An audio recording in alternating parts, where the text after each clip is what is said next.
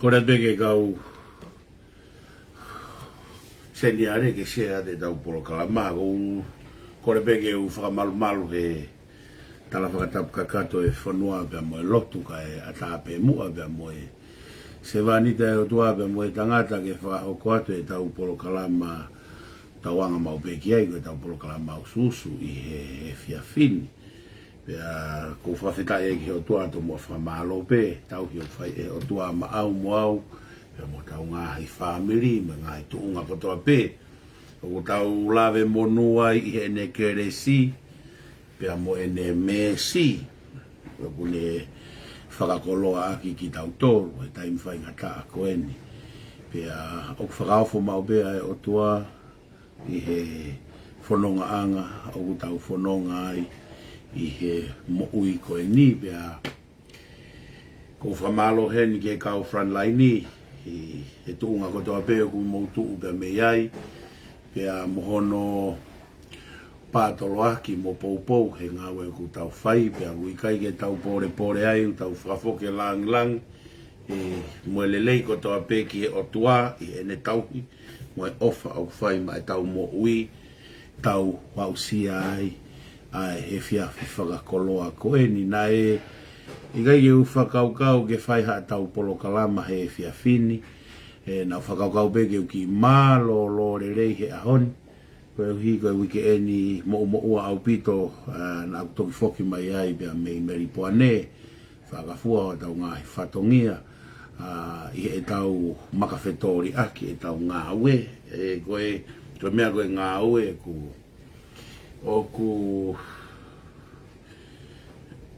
mahu inga au pito e tau ngahi wha i ka vei koula he koe wha i ka vei koula ko nou ho e kosperia e o tua ai lotu ai tau tahi wa whakapapa mamai me a pea mo e hai mea ta e whai ka vei koula pea koe mea koe nina e hoko koe i he lere koe atu ki mea ko whamalo peke o tua i he kakaina nau whai laulau lawa tua e wholau koe hui koe nau whia mao ki o lawa ange ki he mea whaka eiki o e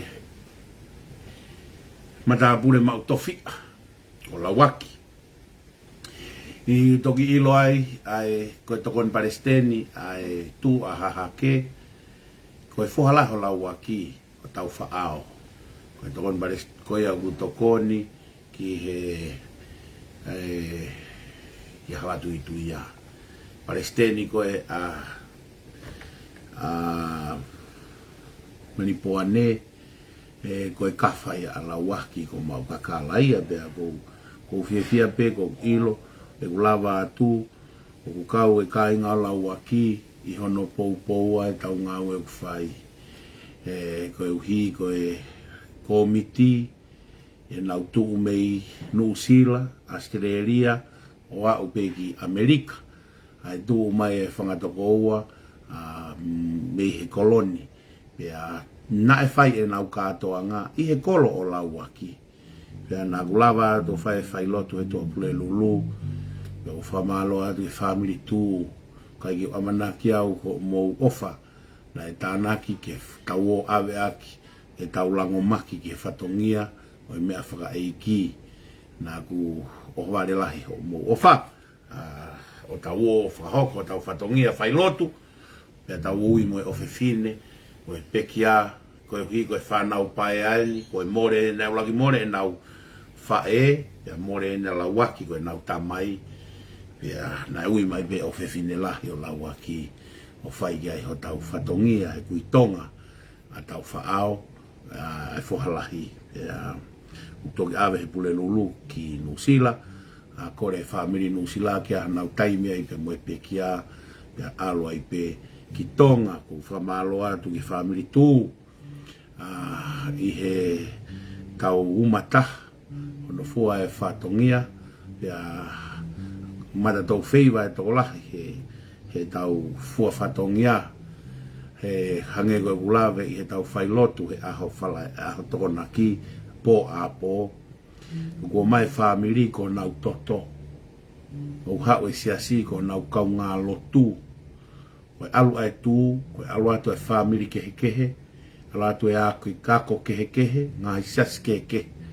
o tau whakafofonga e tau tolo e whonua ai tonga e wikai ko hasino si ala waki ki e fua whatongia o whamalo ai ki he family he whamalo lak ki he family tu e tau tu o fua ho tau whatongia whamalo e ni ki e siasi mafua ola tolu he ku lere atu ne omia e koloa ki whai e malanga koe toki fua whakaava e ni ke nau malanga talu e loka e koviti pe na e hanga ai e he whine eiki ana e koloa malanga o fuaki mai e ne koloa ke ulawe ai aneafi o whai ai e malanga ai siasi mafua o la tolu siasi wesiri ana tau ata inaka koe mafua o la tolu ne ulawa o whahoko e malanga i meripoane ia lava mai mo e family tu na lava mai ai pe mo nau kaiho ata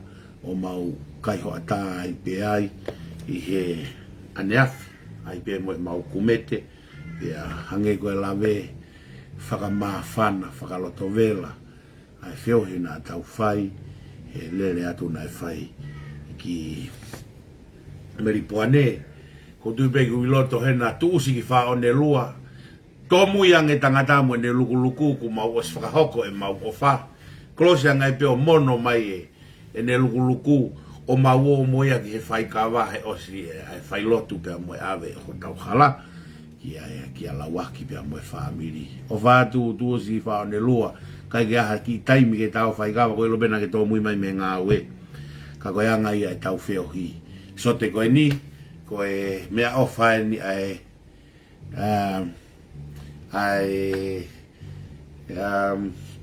klap ewa la tu fa sote klap ewa ya monui ai be o mai hoku sote ke whakamanatu aki e ku aahi na e whai whamalo lahi ni ke whai whekau ke whai whekau wahenga tauki o siasi mafua ola uluaki ya ia malu ai mafua ola uluaki mafua ola ua mo mafua ola tolu whai whekau sione waisere tuakoi whamalo adu ya sone waisere tuakoi o lawa ano tau kau whakataha neafi pia moho no tari lerei pia moho no tari ai mo tua se vāni sti ke whakahoko whatongia i he malanga a neafi pia pehe ki ho hoa o whanga ki haikerinsia ke ne whakahoko e whatongia koe camera person a neafi o ho lava ai ke mamata mai ai ho tau kai nga me ngai whengu tu ko toa pe i he ngā luo pe i he tau malanga whaka eiki a neafi pea pehe ki he ngahi ata na e whaitawiti o e hoa e whekau na te whaita ata ngahi ata koe e mau malanga mo e wheohi a neafi koe whaita ai e hoa e whekau whamalo lahi atu whamalo atu ka sika mo ame he tau hi e motu a se vaniti e tau nofu ya behe ki fine eiki o whalahi atu ki a Naomi ai fuaki mai ai koloa ke ulawe ai pege soane palestini tal desio o tu a bege angi ke a fispuna maka a bege to wa goeni ko soane maka a pe moe kautu ko tona tau kau fata neafi pe moe sias mafua la tolu e tau family pa kono fa ma fanaia o igma kainga faka ma fanat e mau feohi pa me ko na ku talange a neafi koe mau kai a neafi hange hakai umu sapate ta o sipi here kapa pe ko me kai pe pere sipi here kapa ta o ai ta o ngoto kai age manio ke ta o tange hange hatau kai umu i tonga lu ta o moia ngoto whakalata atu a neafi e mau feohi kai ke lawa o mawai fata fie mawai fine matu maudol matu a tangata ana e o mai o mau te wai pe tua mai o ki mala a neuhu e ni mahengeng ke whalau mai o foki mai ke family e fia fini ko whaambege ai begi mea si ko fie tala noa tuai i he fia fini ula ki bego whamalo ki ke pure anga mamalo la ke pure anga e nau to fai e fotu tu ke hoko ate lotu ai fonua. O kamata pe me koris kotu pou pe me toloa. Ke hoko ate tau lotu wha fonua. Me ana tau tangi ki ai, tau kore ki ai. Pe matua i mai i he pureanga koe ni tau e ua kua osi. Pe humai pureanga koe ni pe tau whai pe tau kore. Me tau tang pe ke hoko atu pe hono tauhi. Pe mono malu i mai e siho wa. Pe ka whakalele pe ngai si kai atenia e pureanga ke imahino koe ongo ori ve ua una ke fetayaki pe ke fataki ai hala fono ngā pe a kou whamalo atuai ke pureanga homo o mai whainga maarie ke toi hoko atu ai lotu hufia lotu whakawhetaki ai tonga koe uhi ke malama mai pe nau o e otua pe meilangi pe whai ai hono tā ki e kina o e whonua. Koe ki mea pe taha kou whaamu ke whakaosi ake polo kalamamba kou whaambe ke talatala noa atu pe ka ospe a honi kou tānoa whakaosi pen ke mea koe ni pe kou whaambe ke tau mao e mamata tau whaamili tū whaambe te tau mao e mamata tau pe a kou whaamu ke whakaata ho tau loto pia tau foki mua ki he uho o mea na tau lue mai ai mo ui na tau wako he whanonga anga ana e tāpalasia mai au he ala whanonga o au he ahon o ko kei tuu pe o kei rea pe o kei talanoa pe he wholofola mo ma on ai o tua ko talanoa koe ni koe uhi ko tahia uhinga na kuloto ki upolo kalamai he ahoni. Na kutohi hake status he ahoni a egu tohi ofa ki a ka Paula ta mei funa. Pako whampe au ke whanonga ma Paula i he ahoni. Pia ko ilope ku lahe ne ngai polo kalama. Pako tāpalasia a iau pia pe ke whamiri tū. Pia ko whampe ke talanoa hangaton peheni ki a Paula. He polo kalama koe ni pia ka pau e au whaka maari Paula pake whanonga mai. Pia ko talanoa whaka ospenia aku ke hingoa koe ni ia aptoi polo kalama. Koe uhi he ko wongo i pe o kia i pe mooni e whamiri tū. Pea neongo e tifeni he morea kakai. Kono moni o nai o te haipeke u whanonga o e polo kalama. Kuseni mai ka polo kalama Paula ta mei funaga te au. O ku te kia i peke u sio au ia hane polo kalama. Te peke u sio au hane polo kalama. O luaki i pe ko ku misiona koe o oku ikai ko Paula ta mei funa. Ko misiona ko pita pua na hanga he lau mario taki mai au he hala whanonga aeni na tau lue mai be ai he tau e whako o si. Ke tau veteki ai fu te volo kune hau ki he whanua ke whaka auha ho tau karistiane. Ko misiona ia na e o mai ki o hu mai muia. Pia koe mea koe ku ngahi pore tau a Paula.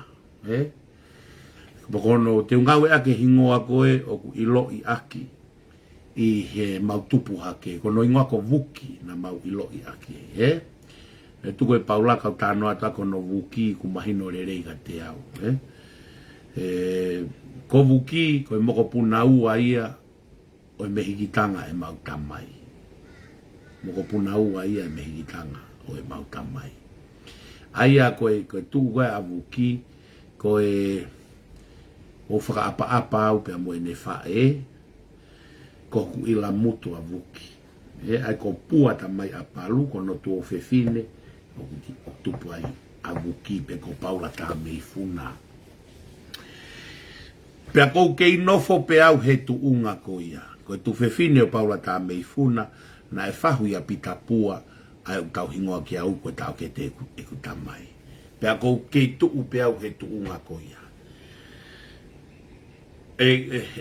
Whanong whambe ke whanongo mā Paula kau tala noa he mea koe. Ta wene wha ono ka pe au e tirila.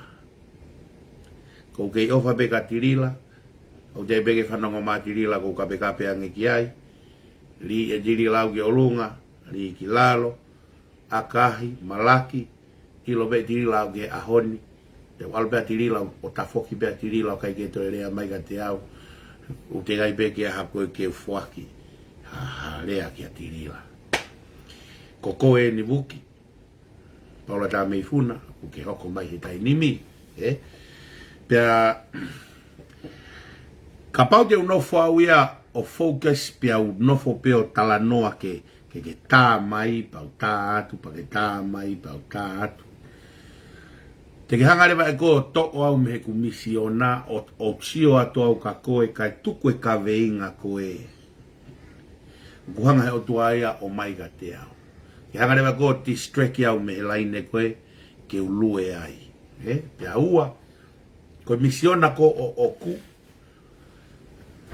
o ku ke hea me he misiona o ke he au pito me he misiona koe o pia nā ke hanga e koe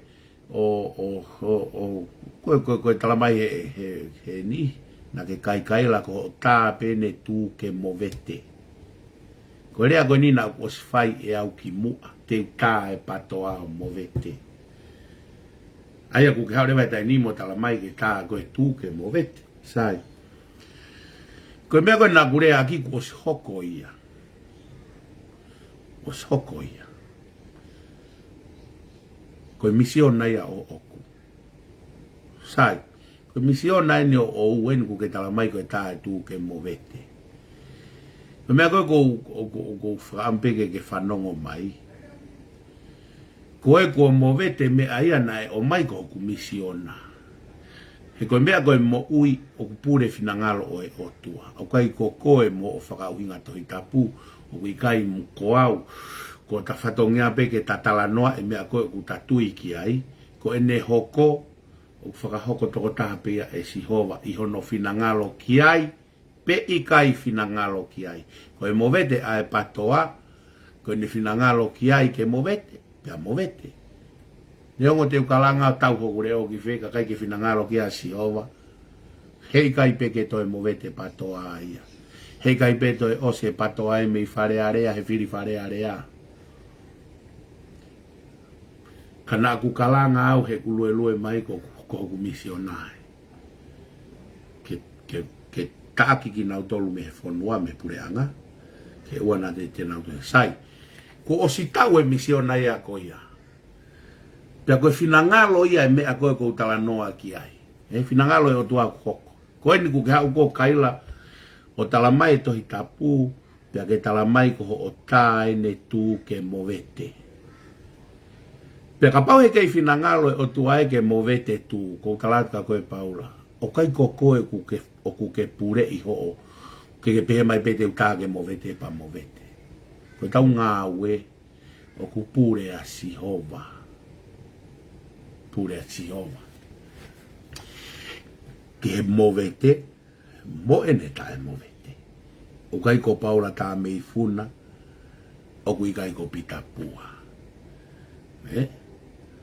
Ko kurea koe te uta e patoa movete, piana aku lotu, e misiona ke ufai. Au kai. Whakamama he otua hau lau maho, kata mai mu lau maharie, ke ulue he hala koe ko. Ia whaia hau tā palasia. Tā palasia. Te ki ai ke taimi ko ia. Paula, taimi ko ia. Pemuki. Ngahi fuu kape whakarieria he Facebooka. Ngahi fuu ta aki whakarieria he Facebooka. Ke whare ne awhio. Ta aki whakarieria e tu whewhine, toko ua, whae, tamai. Paula, ko whaamge ke hanga o mai ha o vitio e taha mātea. Ko whaamge ke hanga mai ha vitio e taha mātea.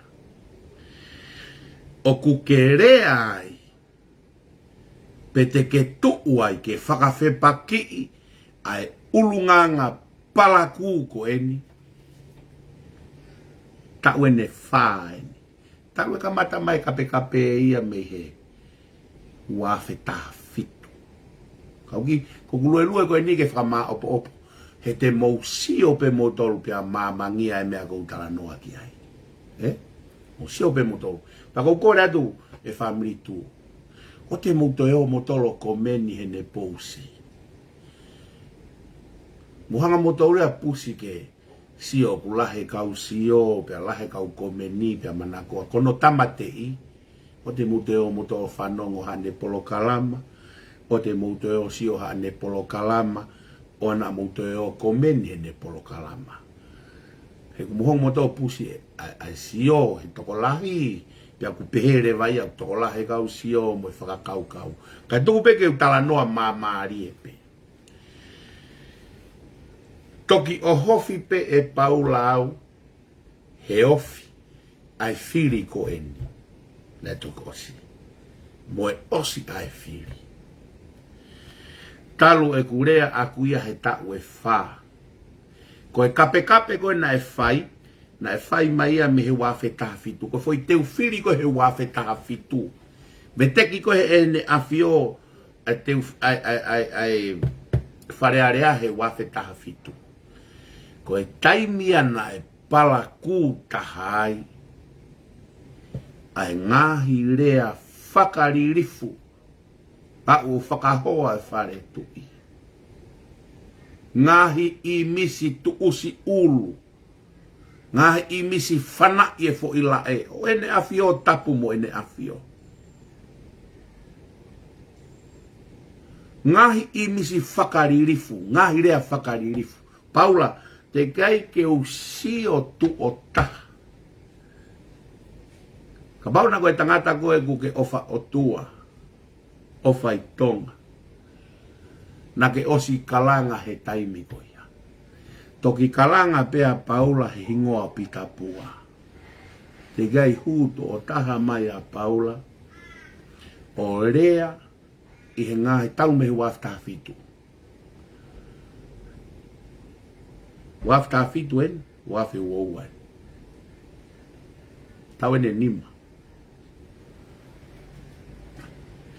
Te gai ke usio to taha ia Paula, ko aihane pousi, o valoki, ai ngahi kape whakarieria a se Roni, kape whakarieria a Tirila, kape whakarieria a kau pesi pūloa, moe ngahi tā whakaririfu ku whai ke whare tui. Kono whaka uhi ngā be. He na e fia pe ia he ku loto ia ki ai, pe a ku tui ia ki he pātu whaka politikare, o ku nau whai e ulunganga pala kūko ia. Koe mea ia, na kai ke rea ai. Taimia na ku hūmai ai. Koe uhi koe ku sio, ki he ulunganga pala kū e whonua. Ai kakai, more mo e whaka apa e whonua. Ta ake kau whai whekau. Kai ke hu mai koe Paula he taim koe ia. O rea ke kape ke kau whai whekau.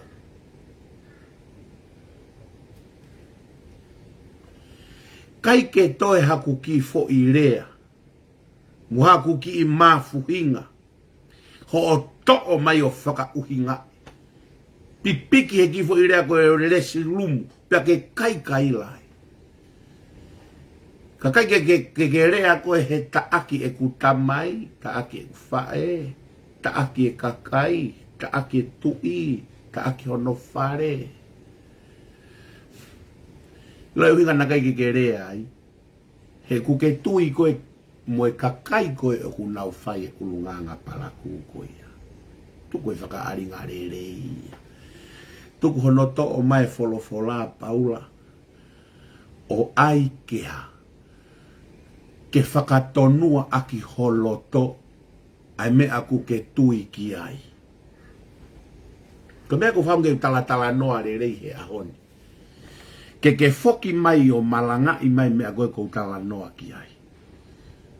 Hamena ke toki asi ai peko o hofia pitapua.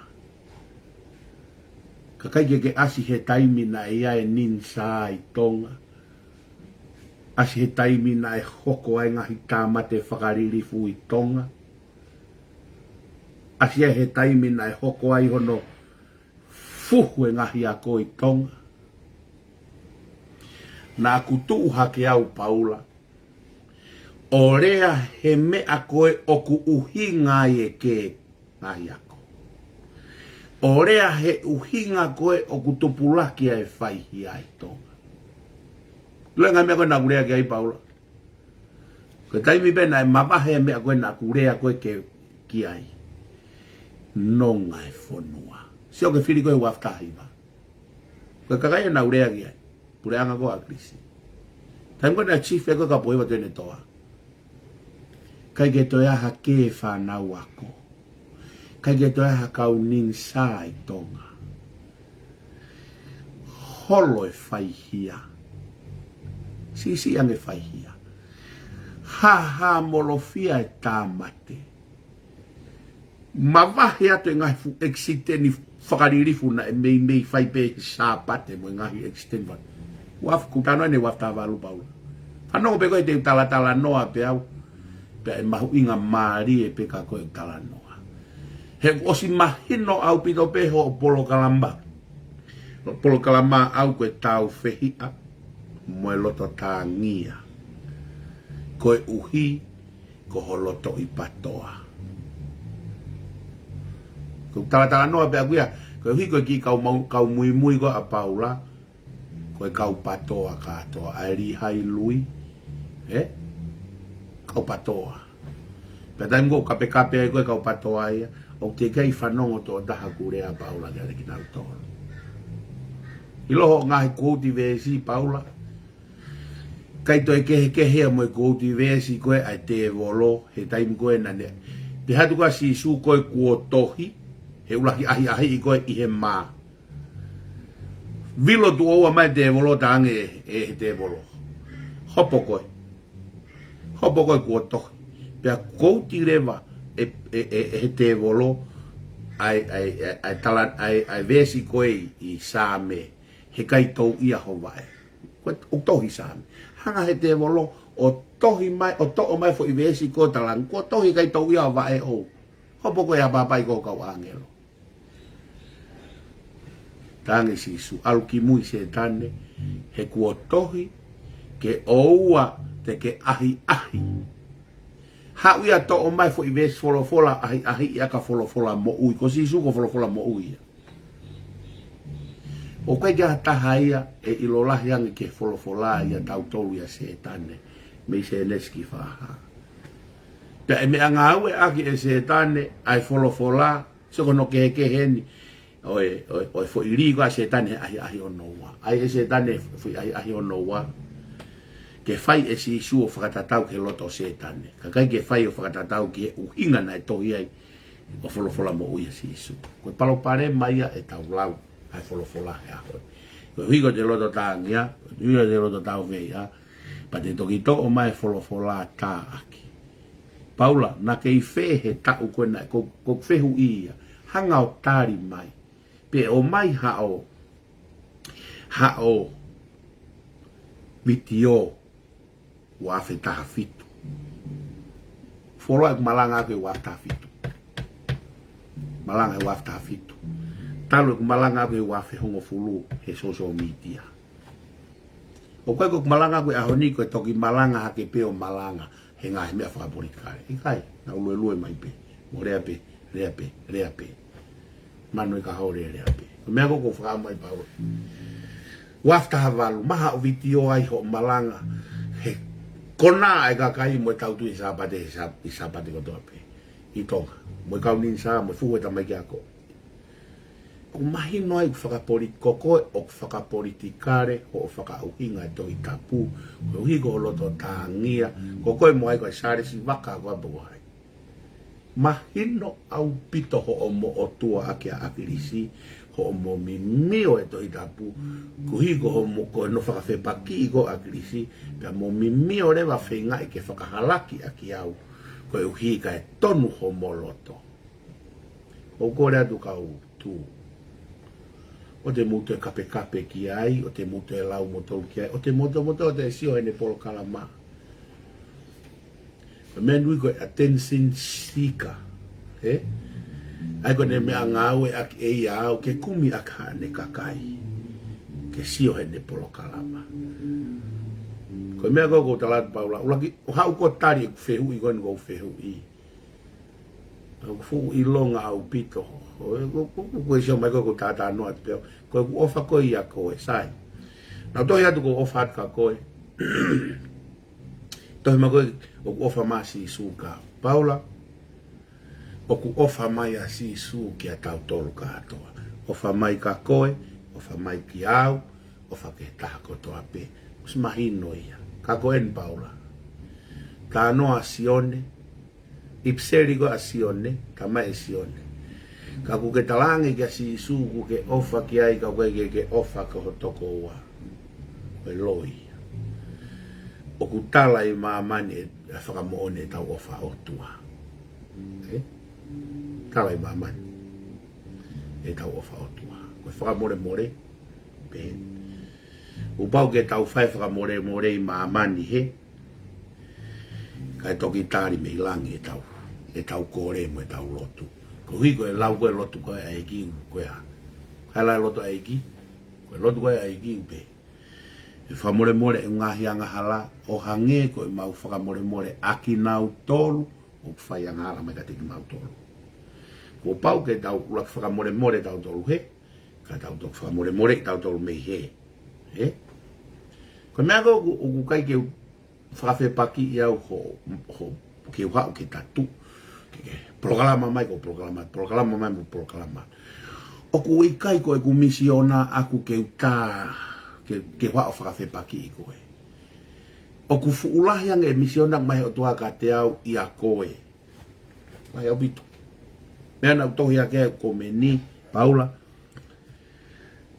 na hawa apolosi ko sione ma ake pe ko ma ake ko e kasi ni au apolosi pe hawa apolosi mo sione ma ake na hanga e paula ia ori ake a sione ma ake tokua kuiri fia he alo fai e ngawe pe maba here va apolosi alu ia mo sione ma ake kame uhoko whakatae ao ngai e paula sione maake pehe e kuloto si. Haorewa apolosia almo sione maake. Hangai sione maake o tohi, pe koe tohi a maake, a e kosperi e taha. Toki mahino ki a paula, koe sio whakae tangata e a paula.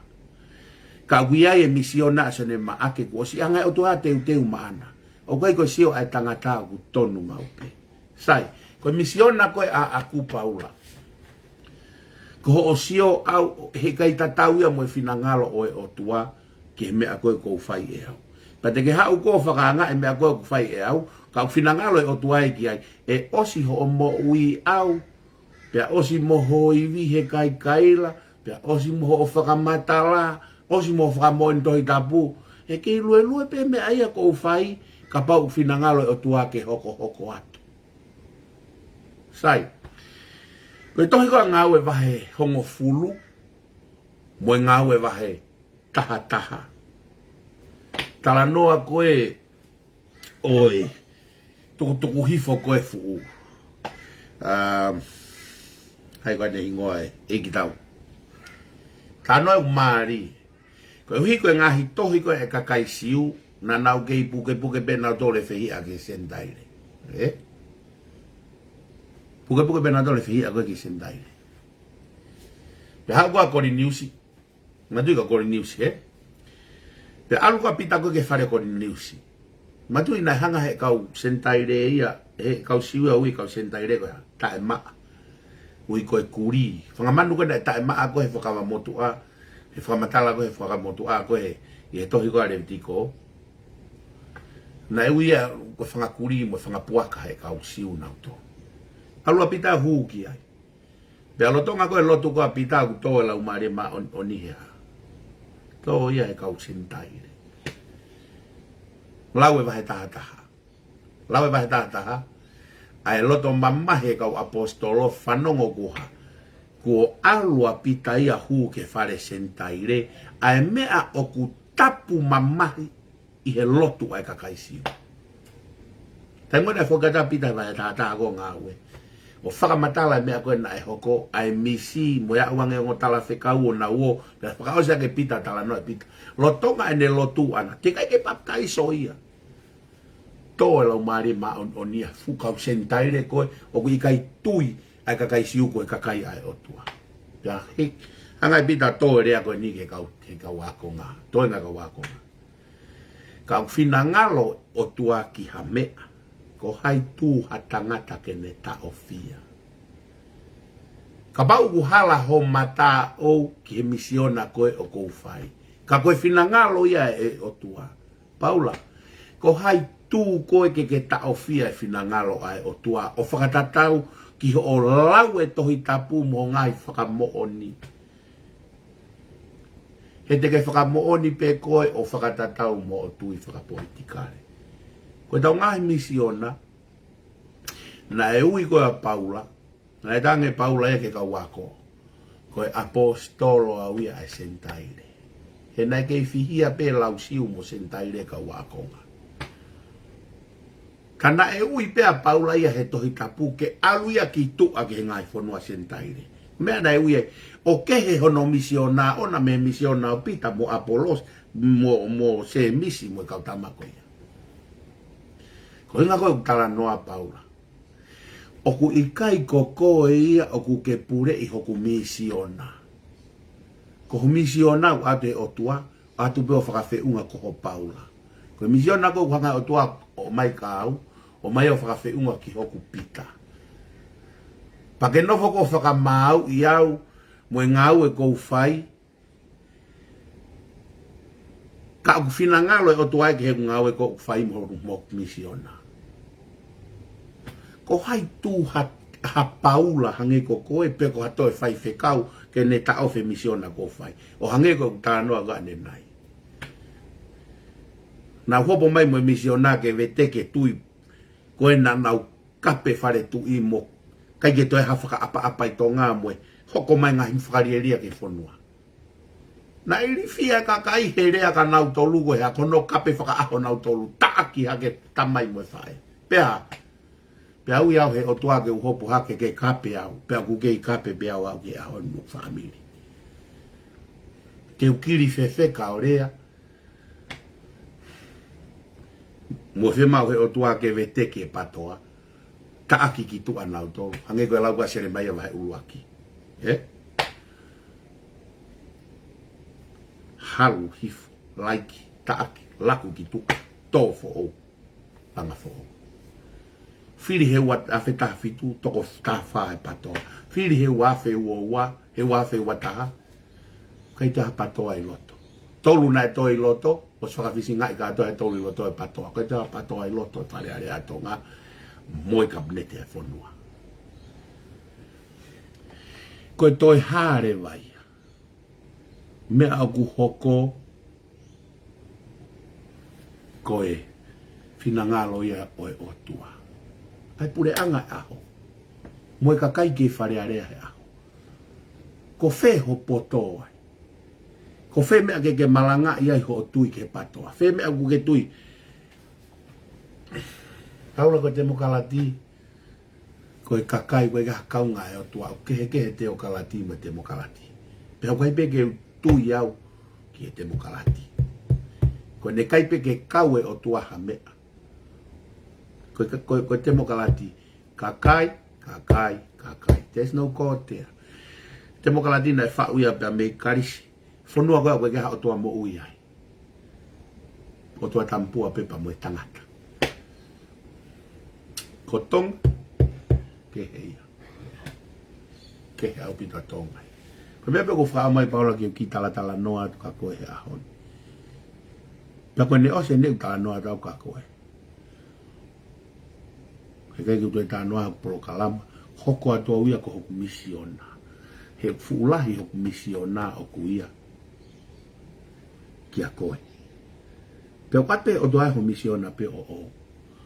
Ko kutlake kau ka koe ho o tala mai koe te ke hangao. Tā pe ke vete ke tū. Ka bati ke foki o whanongo i ngai polo kalama. Ko ne auha pe patoa ia i tonga. Mo whai ngā tui pala kū ko ia i tonga. He kai pe ke toe ko foki pe kakai ke o tua ko tu ko o tua. Ko kakai ai o tua tonga. Ko me ago ke to au hai tu ia. He ko tu mo family tu ko familia o tua. Tono no fa foi tu e tangata ko me apia na tolu. Ko lawat ko kakai ka ko ke ofia ke ngai fu kape fakari eri au fai mai ka o ko o kui ko ku tamai. Ko ke kap fakari eri ate kakai hange ko kape ko fai mai ka te au. Ka sai be ka ko e te ki lawa ko alorea ke patoa na kape ko e patoa. Ki lawa ko alorea ke patoa talang. Tu ko mo kape ke fai ka o. Kai ki lawa ko rea ia. Te ki lawa ko ako nai ka ki atirila e ta aki ko e tirila. Ko fehu I pe aku. Me whaka osia ke polo kalama ko he ahon. Ko fehu I aku. Na kei fe ia. He ngahi fuwa ngapalaku pe kai ke ha orea ki e whonua. He ngahi fuwa ngapalaku mai na e hau he wafe taha fitu au ke ahon. Ke toki o hofi pe ko e au he ofe fili. Ko ilo kou.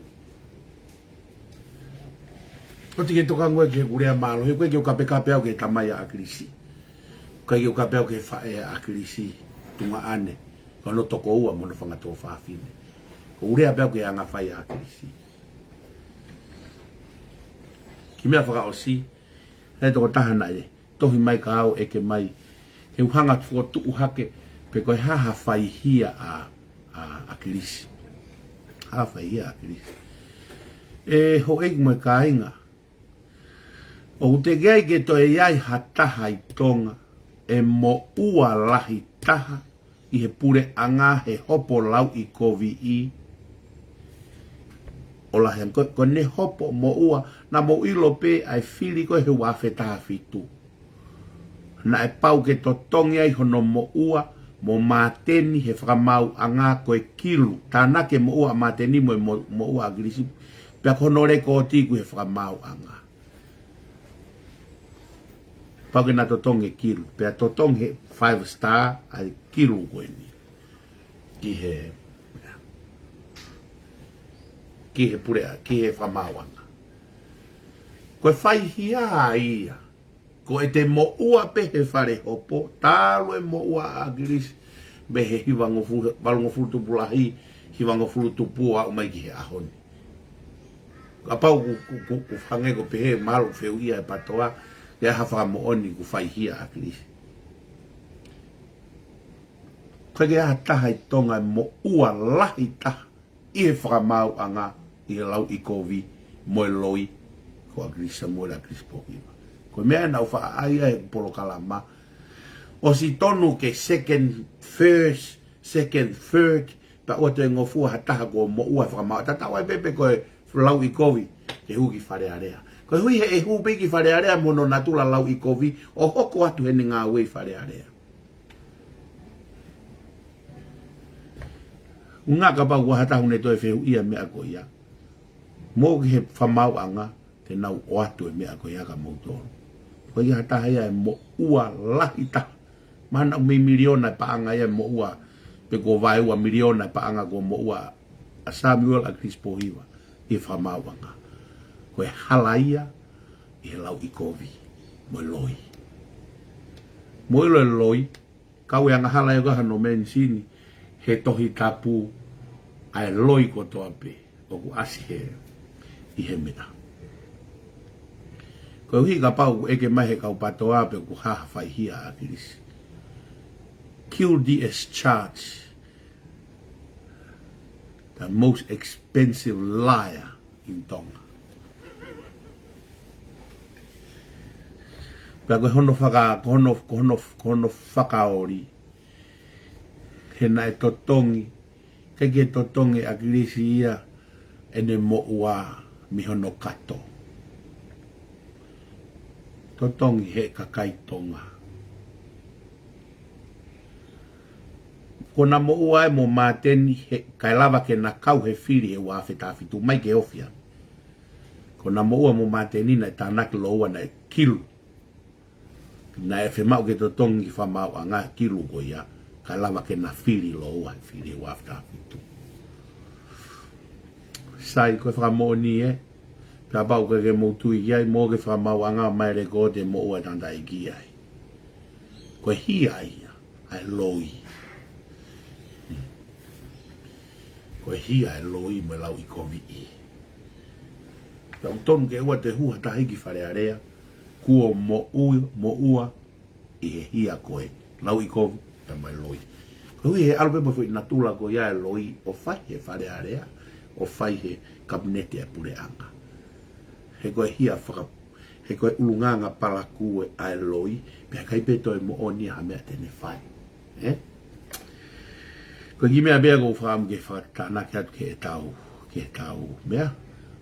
He ko whakambe paula, ko whambe ke mahina te mea ko tānoa ke. Alo maha o whakamo oni ko ke rea ke whonua ngai ulunganga palakuna e whai e patoa. Peka pau te ke rea he ulunganga palakuna e whai e patoa. O ku mahino mai be ko ho ateki au, ko ihi ko ho patoa, mo loto mamahi he tō ai patoa ki tua. Tatau mo sari si waka ko apongai. Mahino au pito o pito pia. Ka tau lue pe, ko mea ko fie ai, tau lue pe. Tau lue pe, o se ta uni, o se ta ufo ou, tau lue pe mo kai la, mo ngai kui, tau lue pe. He koe tau ene e whaa, lue mo e hoko mea ia koe ko kala no au ki ai, mo e kulotu pe au ki he o tuake. Pea mahino e koe fuaki ai, o tua he success e mea koe hala whanonga. Pea mea ko ke kai lai, I ho o tala koe tangata lotu koe, ku tau sio ku hasino mai pe ha mai o hoko mo oni. A misio na koe na kulue au na whake o tua success ia koe se hoko ngai mea koe ia. Kau whema pe tau lue pe. Ko te ke hela koe kai la mo kokono mo kai la maka he koe ke usio ha polo kalama. Pea koe pe he kai pe ke ao ngai ia. He kai koko ia o ku ke o mai hoku misiona. Ko kai koko ia o e makatu ungai ai success e misiona ko tau fai. Ko tama koe. Ka ke kai la ko o si ho o mo ui, ka ke fina ngalo e ki ai, ko to simpare tatangi pe. Ka kai la o se mo ui, ka ke fina ngalo ki ai, ko to simpare tatangi pe. O kai ko koe, o kai ko au. O kai ko o kai la mai ka au, o kupure pe tu uni pe ko tonu ia. Ko e fua koe e tau ngau he hala whanonga, ko e tama koe o kupure. Koe moni e, koe ko au. Ka tau ngau e pia haho no fua hala whanonga e tau ue. Foki mai mei meri poane, whakamāwhana. E te alu, ke ngahi wheitu, o ku whakawhi I gita, ke malanga. Pia koe ki o malanga ake hau pita pua, o ku malanga ake wholofola. Ake osi e ku mo ui. Pia kou whakapapau atu ka koe, Paula, ki la mutu, o ku otua e kou taui. Pia ku toka awhio e otua ku loto ata. Pia koe ki utoe whai au ka uhinga, whakaaringa rei. Mea be ku hanga o whaka, mea ngake lau mareke urea ki kou rea. Kai ke te hawhai ngā loto ia. Lea be, ko ku misionai, ko ofa lahi au pito atu ka koe. Whai tāpue ki na koe, o ofat ko hoa, ofat ko ki whanau. O te ke loto tāngia koe, ka tau lue pehe koe, mea ko toa pe koe o tua, pia ko tui koe mea ko toa pe, o hanga he o tua o whakatoka, te whakaola. Kai ki u kawai whakaola e tanga awe, ko ngau kwhai koe ke kau wau i anu whakaola, ko ngau kwhai koe ke kau koe anu whakaola, ko no whakamove te I, mo ene hoko, kai ke takau taua hene. Whai te riha pe tama koe, hene whakahoko pe ko koe, pe ko au, o kai ke pure I koe pehete ke kai la mo malanga mo kokono mo ngai mea koe ia, e hoko ai ho, koe uhiko hene o lahi ho kokono mo malanga, kai. Ke pehe ke hoko e koe uhiko, malo himo, vesi.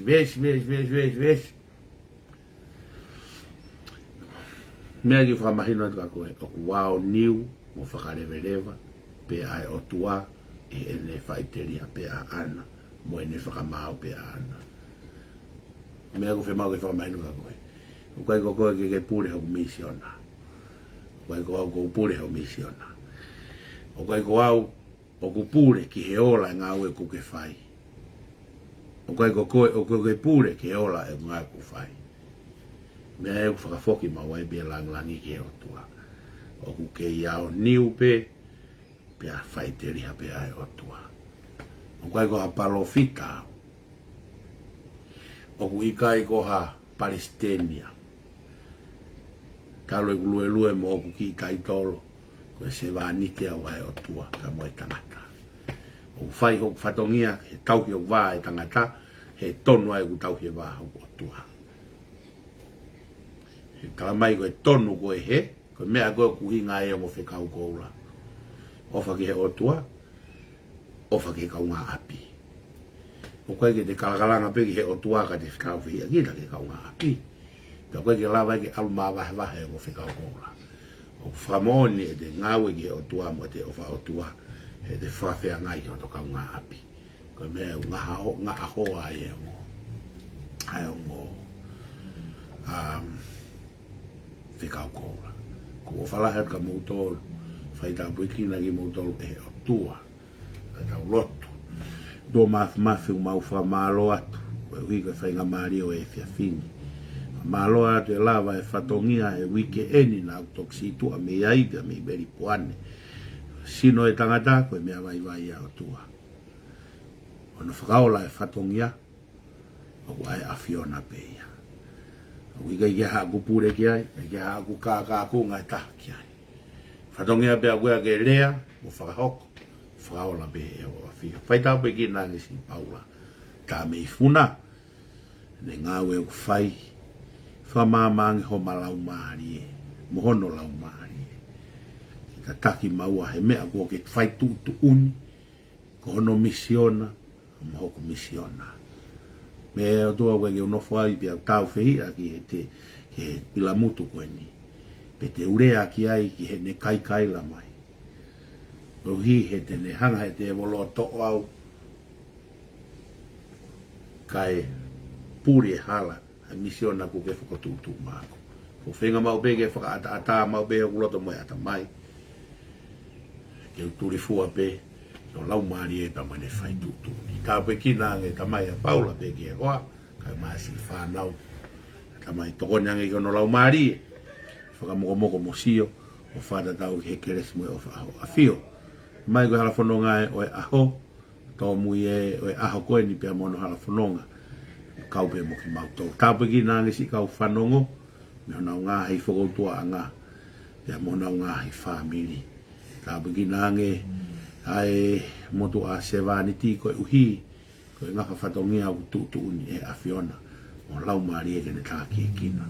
Ea ngā ho mauloto ku whalaloa i o au, o na fai ko mauloto nga hala fai ko fina ngalo ma on pe mo ao o na si tu a monu ia mo ta baki ko rutu a mau fai ta ngata ki o afio fai no ki mau dol ko vaiola fanga ki mau dol ko ma mo ui pe me kere se mau eko si sukalaisi o fai o tu ko ta mai feo he lau mari ma oni no foi ding mau dol na hiki ka fai be ta ngata amen o fala he ka motor fai ta bukina motor e o tua.